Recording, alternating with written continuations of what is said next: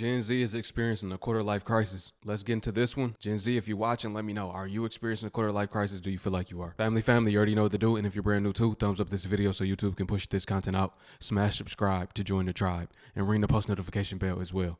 All right, let's get into it. If you're between the ages of 25 and 33 and you feel like nothing makes sense anymore, you have no idea what the hell is going on, you don't know who you are, you don't like your job, you actually don't like working at all, your relationships are changing, some friendships are ending, don't know what your purpose is, and you're just getting shook. You're getting scared because your life is not looking anything like what you thought it was going to look like at this point. Congratulations. You're in your quarter life crisis. I'm here to tell you it's okay. This is something that 86% of people in this age group go through, and it's totally normal. And it's actually a good thing. It means you're on the right track. Stick with me because I'm going to be talking all about it and how to navigate it better. A crash out is literally happening. Like, it's on the verge of happening. I filmed all this content today. Like, I was like, oh my gosh, I'm going to post. Like, I can't wait to, like, create and, like, be creative. I literally got home from work and I showered and I immediately sat on my bed and I can't do anything. My mind is completely blank. I feel so, like, just numb to life right now. Like, I don't even know how to explain it. I'm not even, like, trying to throw myself a pity party, but it's like, is this, like, what 23 is supposed to feel like? I feel like I just feel, like, so, like, discontentment in so many areas of my life. And I don't even know what to do. Like, I feel like I find myself, like, doing a lot of, like, comparing to other people, which I know is, like, not a good thing, but I just feel like I, like, have so much more that, like, I should be doing and that, like, I want to be doing that I wish I could be doing, but, like, I'm not, or I don't, or I can't. I don't know. I need, like, tips. Like, how do I change this? I'm sick of being an adult. Hey, yo, what's good with y'all, yo? Now, me recently, like, in the last few weeks, I've been kind of in a different bag. Because it was my birthday, like 3 days ago. I had turned 23. And, you know, like most people my age, or I hope not, but I feel like, you know, I haven't accomplished all the stuff that I wanted to in life. Of course not, you know, not all the way. But I feel like I kind of, you know what I mean, like I feel like have fear of missing out or have missed out. Or, you know what I mean, I got regrets about stuff I could have did and dumb mistakes that I made in the past. And, you know, all of that type of stuff was getting to my mind, you know what I mean? Like, you know, that you at that age where you start feeling just time is just slipping, man. Everybody always saying how time is on super speed right now. And it's kind of difficult. It's kind of like a quarter life crisis, you know what I mean? Not really, but a lot of people who have that, I can't tell you, you know, the exact answers and all of that stuff to how to deal with that because I'm just going through it now. But you got to understand, man, now is the only time you do have, and you know what I mean, this is what I try to just coach myself into knowing. Like, today is the only day that you have, you know what I mean? Right now is the only time that you have, and you got to think optimistic as possible, bro, because even if you would ever age, bro, you got to understand you still young, one, and not only that, you're alive, bro. Not just, oh, I'm alive, because you can't even take that for granted, but not only are you alive, you actually have time to work on the person you're going to be for the rest of your life. Because, you know, patient people get those benefits later. You know what I mean? You learn from your mistakes already. A lot of people never learn from those mistakes. So, yeah, you could be like, I got regrets of this and that, or I ain't where I want to be yet. You still got time, bro. You know, and it taught you one thing, to not mess around, or, you know what I mean, what not to do, you know, for your success, and what not to do in life. You know what I mean? So just take those lessons and understand that you should have no regrets, because all you got is right now, man, for real. Yeah, man, you got to take it step by step. It's a marathon. If you still alive, you still got time. You got to look at it like that. It's no competition. There's nobody that you're battling but yourself. So when you wake up every single day, you got to know, as long as I'm progressing, that's all that matters. It's all baby steps. You got to look at where you once wanted to go and where you are right now. A lot of times it's like you so focused on the end goal, you don't even see the progress that you made. It's like, well, I once wanted this, now I have it. I once wanted to be here, now I'm there. But you just focused on, I need to get to the end. I need to get to the end. No, sit in that moment, seize that moment, be appreciative. Gratitude over attitude. So let's figure out what stage of the quarter life crisis you're in. In a previous video, I mentioned how the quarter life crisis is very similar to the grief cycle because you are actually grieving old versions of your life and what you thought it would be. So in this video, I'm going to be going over stages 1 and 2. The first stage of the quarter life crisis is shock. I've mentioned this before, but these are the people who are just starting to realize they're in a quarter life crisis or just having the overwhelming realization that their life is not where they thought it would be. It can also look like an avalanche of huge changes happening all at once, and you're just really shaken up about it. The shock is usually accompanied with the struggling to process your emotions and make sense of them, and struggling to process the meaning of it all. You might feel numb, paralyzed, or overwhelmed, or all three, and you probably feel overstimulated. The second stage is denial, meaning you know what's up, but you're not really facing it. You're not really dealing with it. And this is where the constant need to distract yourself comes in. So if you notice yourself constantly needing to distract yourself to avoid difficult emotions, like you hate silence, every time you get a second alone, you feel anxious, or you have that one thing you're always using as an escape, you know what it is, then you're probably in this phase. The thing is, there are so many ways you can distract yourself. I'm just gonna put a list here just for reference. Just to name a few. If you want more aided assistance on how to navigate the quarter life crisis, my guidebook is on super sale right now, and I'll discuss the next 2 stages in my next video.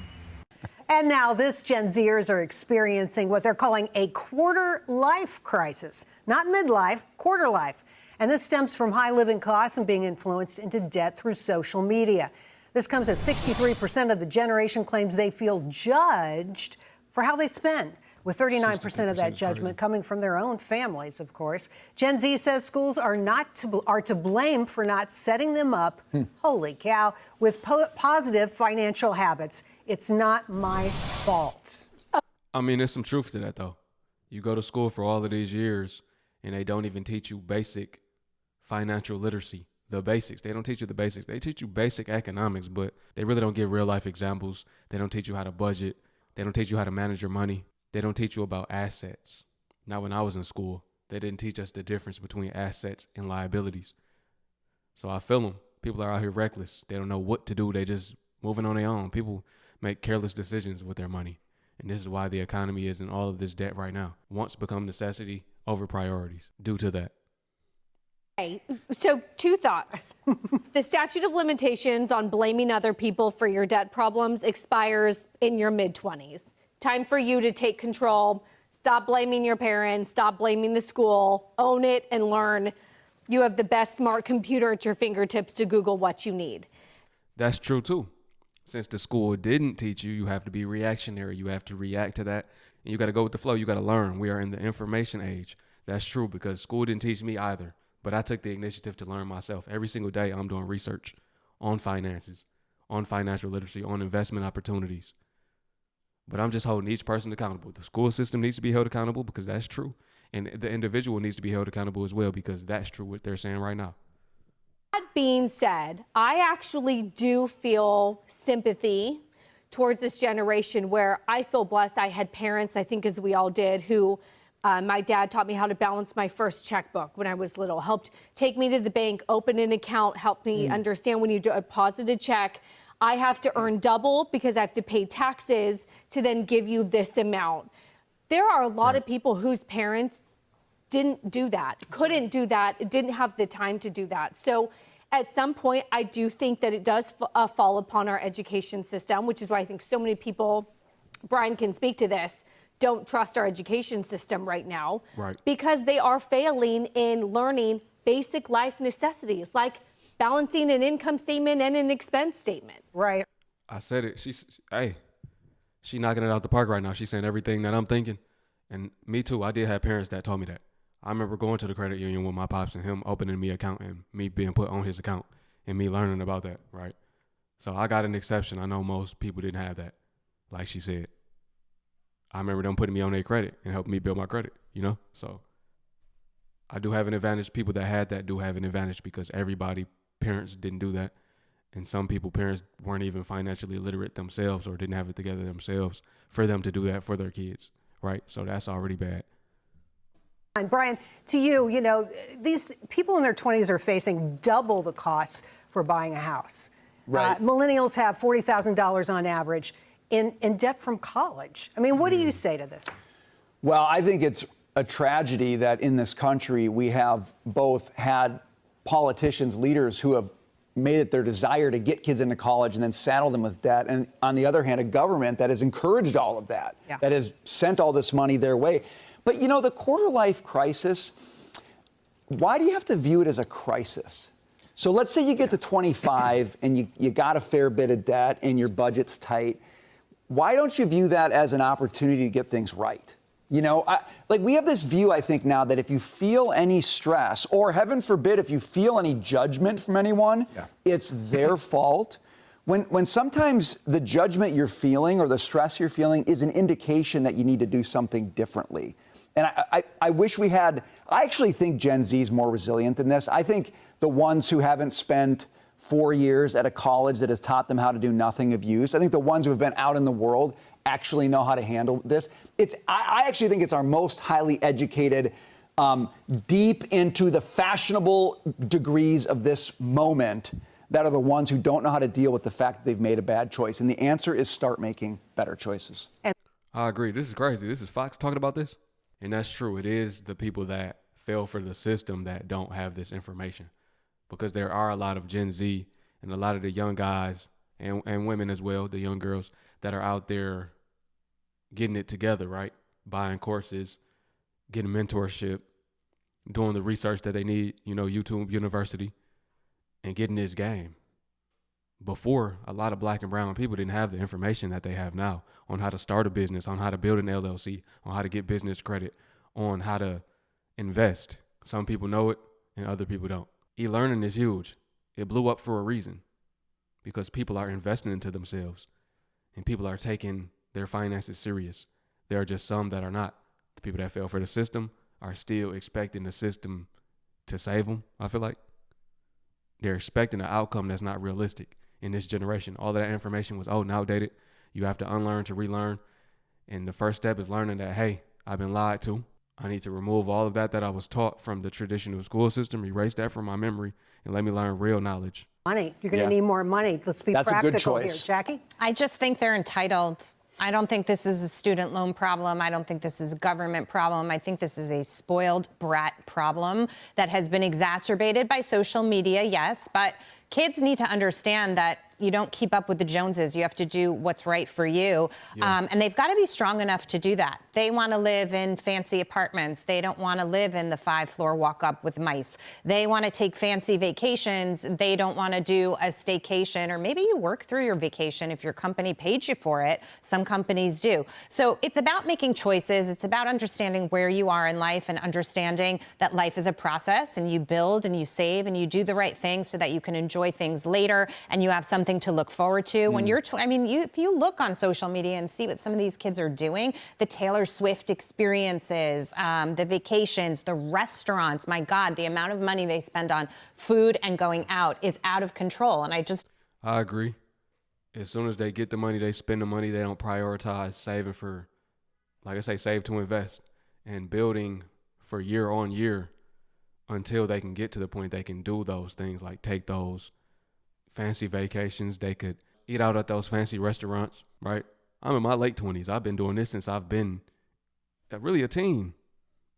Even as a kid, I always had hustles and I was saving my money for the future, right? And now I'm just now getting to the point I'm eating at the luxury restaurants a little bit, not even really, right? Here and there, and still saving. Every single dollar I get, I invest, right? For the most part, if it's not going on like food and stuff like that, right? Not going on life expenses, but other than that, the staycation, she spoke on that. I thought I crowned that term, right? Staycations, right? I've been going on staycations. So you don't really do the tourist experience. No, you live a normal life.